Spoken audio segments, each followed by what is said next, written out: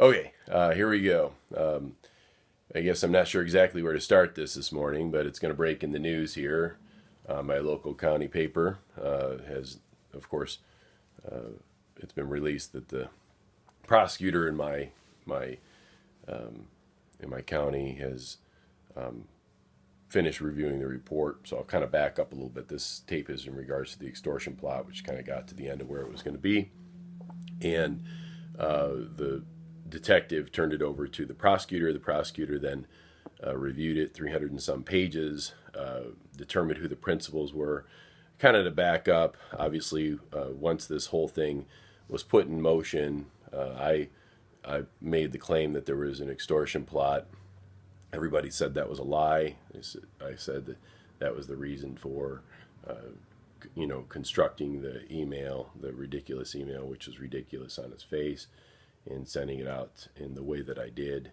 To kind of give you the thumbnail of it, of course, they said those were lies and that there was nobody extorting me, and people said there isn't a conspiracy to do that. So anyway, the way it works out is that the whole of this, the expulsion and all this was based on the words of three men who were former staffers in the State House for myself and Representative Gamrat. And these three men made allegations. Those allegations were wrapped up in a sort of a poo cake by the House Business Office, a ridiculous idea that it was some sort of investigation. It wasn't. It was simply the words of these three guys. And then they took that and, of course, moved forward with expelling Representative Gamrat. And, of course, I resigned on the eve of being expelled. So all that being said, people feel that justice was done in some way, shape, or form. When we find out now in the police report that these three men played an intimate role in the extortion plot back to the beginning, and they were feeding the information to Representative Gamrat's husband, who had found out about the relationship and then conspired with the staff. And whatever you think about that, but these bastards were involved from the very beginning, and all the way back to the beginning of the term. And now we have texts that show that that one of the staffers says, now that we're here, meaning here in Lansing, the first thing we need to do is we need to get him thrown out of office. And so that happened back in February, a series of texts between the gentlemen involved. And so they were working with her husband, and then also with his friend. I don't know if it's his best friend, but a man named David Hoare. And they all worked together in unison for months and months and months, while the staff is claiming, of course, they had no involvement, and her husband, of course, was claiming he had no involvement in the whole situation. So you can wrap that up to wherever it goes, but yes, indeed, there was external forces. The report shows the situation surrounding Ben Graham being involved in coming that night and taping. I'm sure the press, I just had an exchange with Chad Livengood a few minutes ago. It was a little more than heated, I would say, myself, because the press wrapped up and said these guys were sort of these pure as the wind-driven snow, poor put upon employees, when in reality the House report, even by their own words, and by other people who were around him, said these guys were involved in it, and that there was surveillance, that they were following, that they were talking about following and taking pictures and broadcasting that information out. And of course, that's exactly what they were doing, and the police report now shows that. So then, of course, they made all sorts of allegations, like I said, of misuse of state resources. And of course, the House Business Office, which works with the Speaker's office, with whom they were secretly meeting, put forward a report that said deceitful, dishonest, and untrustworthy, based on the allegations of these men who had motivations that certainly were not as staff. Of course, they didn't include, what the House Business Office didn't seem to note, is that the two other people who were in the two other staffers said these guys were bad news and were bad employees from the beginning. So I don't know where you go with all that. All I know is that the Detroit News and some of the other folks, they did a really shabby job at showing the fact that there was some real questions about these men. real questions about their motivations behind doing it.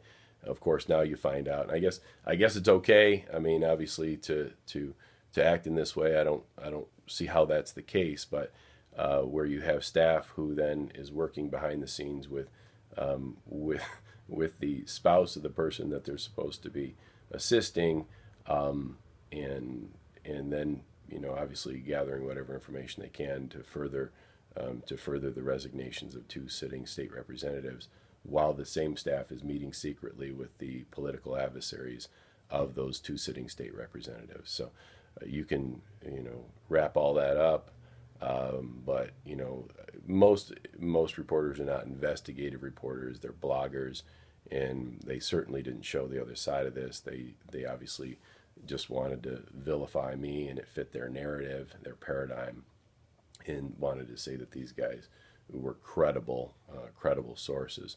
No one questioned why he was taping that night or why he was taping during the other incidents and what went on. They just wanted to go with the idea that these guys were poor put upon employees. So my local paper, of course, says that there's the prosecutor, I don't know how the story ended up, but the idea that there's not enough evidence. No, the prosecutor said there's plenty of evidence.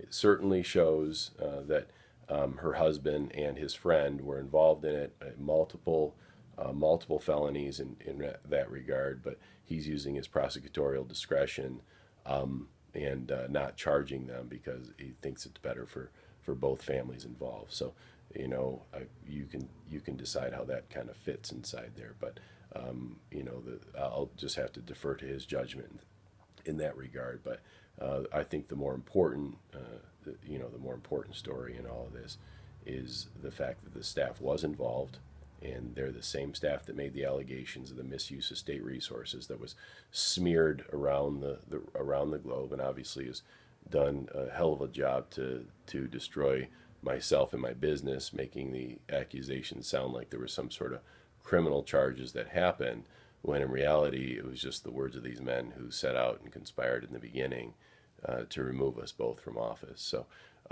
you can use that wherever it goes, and I'm sure there will be lots of tantalizing details when the report is released. But the media, I'm sure, will be quick to print retractions about how all their stories were based on these men who had motivations that were certainly different than what they were putting forward to the media. So, people have asked, well, what about their civil suit? Well, I'm sure that this will do a whole lot to clarify, their involvement, whether or not they were good employees. Apparently, it goes back all the way to the beginning, and they show pretty clearly the connection between the staff and Joe Gamrat, who were all friends or co-conspirators in the operation.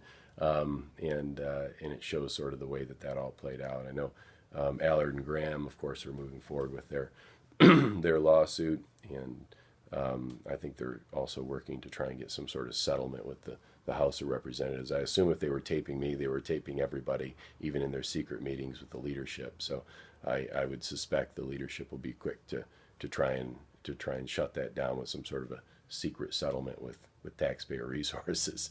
But in any event, that gives you an update and gives you sort of a further understanding of the background of the whole operation. And some people that obviously hate me will continue to hate me. The press that has vilified me and said that there was misuse of state resources and all the other allegations based on these men's words, maybe they'll feel justified in some way to leave the story where it's at, or a couple probably will that are serious reporters will put it to the the front page and say, hey, look, these guys were involved in it from the very beginning. So okay, I'm going to let this go. Obviously, there's a lot of mixed emotions in there, and I'm not sure what you do with all that or how you move on from all that, but we'll continue to work through that and work through the healing that happens or needs to happen in my own family, in my own life, and working through those pieces and parts. But anyway, okay, all right, God bless you. Bye-bye.